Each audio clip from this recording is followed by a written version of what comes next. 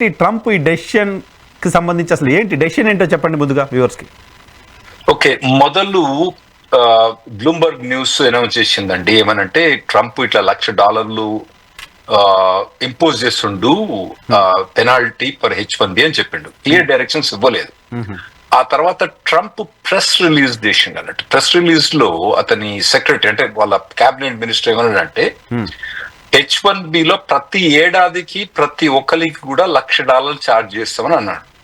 అతను presidential proclamation implement చేయడానికి వాళ్ళు అప్పుడే అదే టైంలో ఎప్పుడైతే ప్రెస్ స్టేట్మెంట్ చేసిండ్రో అప్పుడే సైన్ చేసిండ్రు. ఓకే, ఆ తర్వాత గంట 2 గంటలు 3 గంటలకు ప్రెసిడెంట్ ప్రెస్ స్టేట్మెంట్ ఇచ్చిన తర్వాత ప్రెస్ స్టేట్మెంట్ ఏమన్నారంటే క్లియర్ గా ప్రతి ఒక్కరి మీద H1 మీద ప్రతి ఏడాదికి $1,00,000 కట్టాలని చెప్పింది. అయితే ప్రెసిడెంట్ ప్రొక్లమేషన్ ఇచ్చినప్పుడు మాత్రం ప్రెసిడెంట్ ప్రొక్లమేషన్ లా మాత్రం ప్రతి H1B ప్రతి ఏడాది $1,00,000 లేదు. ఓకే, ఏమనుందంటే కొత్తగా H1Bs కనుక బయట దేశం నుంచి కనుక అమెరికా వస్తే మాత్రం వాళ్లకు $1,00,000 మేము ఇంపోజ్ చేయాలని పెట్టాను అన్నట్టు. ఇంకోటి మీరు అర్థం చేసుకోవాలండి వైనర్ గారు, ట్రంప్ కు H1B చేంజ్ చేయడానికి అథారిటీ లేదు. ఓకే, అది కావాలంటే అక్కడ కాంగ్రెస్ అంటే మేము కాంగ్రెస్ ఉంటాం, మీరేం పార్లమెంట్ అంటారు. పార్లమెంట్ కి పోయి పార్లమెంట్ నుంచి చేంజ్ తీసుకొని రావాలి. ఆ పార్లమెంట్ లో అతనికి మెజారిటీ కావాల్సిన మెజారిటీ లేదు. అంటే మెజారిటీ ఉంది కానీ 60% ఉండాలి లేవు అన్నట్టు. సో అందుకోసమని కాంగ్రెస్ పోకుండా అతను అంటే పార్లమెంట్ పోకుంటే ఏం చేసినట్టు ఎగ్జిక్యూటివ్ ఆర్డర్ మీద చేంజ్ చేసినట్టు. ఎగ్జిక్యూటివ్ ఆర్డర్ H1B చేంజ్ చేయరాదు కానీ వీసాల మీద అతనికి కంప్లీట్ అథారిటీ ఉంటుంది.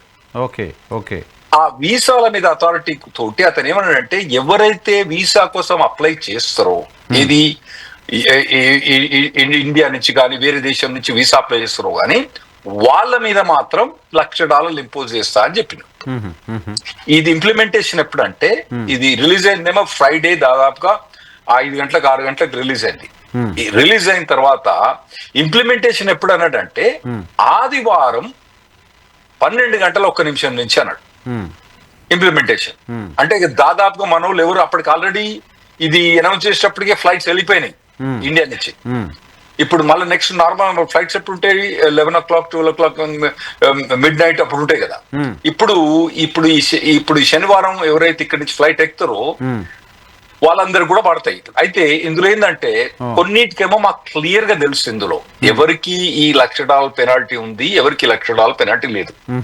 ఎవరైతే కొత్తగా H1B అప్లై చేస్తారో అంటే కొత్తగా లాటరీ సిస్టమ్ ద్వారా H1B అప్లై చేస్తారో వాళ్ళు అది కూడా బయట దేశం నుంచి అప్లై చేస్తారు. అంటే మన ఇండియా నుంచి వస్తారు కదండి, ఇప్పుడు పెద్ద పెద్ద కన్సల్టింగ్ కంపెనీస్ నుంచి ఇండియా నుంచి వస్తారు కదా, వాళ్ళకి మాత్రం ఈ $1,00,000 compulsory applicable right now. Already existing H1B visa ఉన్న వరకు ప్రాబ్లం లేదు.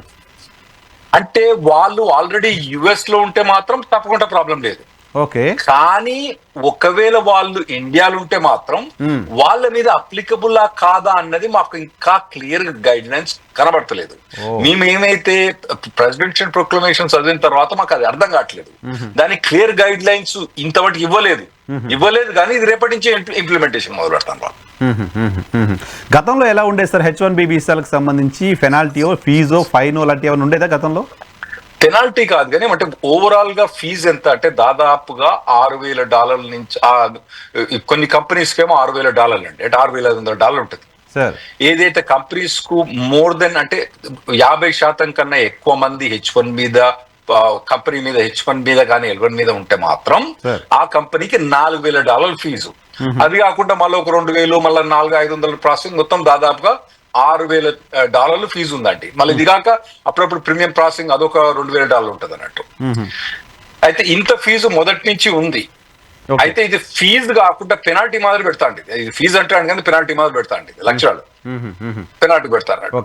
అంటే మరి ఇది ఈ $1,00,000 ఆ 6,000 కాకుండా ఎక్స్ట్రా $1,00,000 అంటాడు. సరే 6,000 అంటే సరే కిందకో మీదకో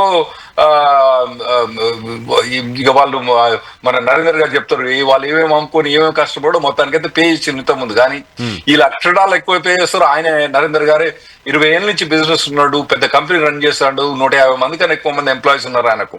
ఇక ఆయన ఆన్సర్ చేయాలి ఈ $1,00,000.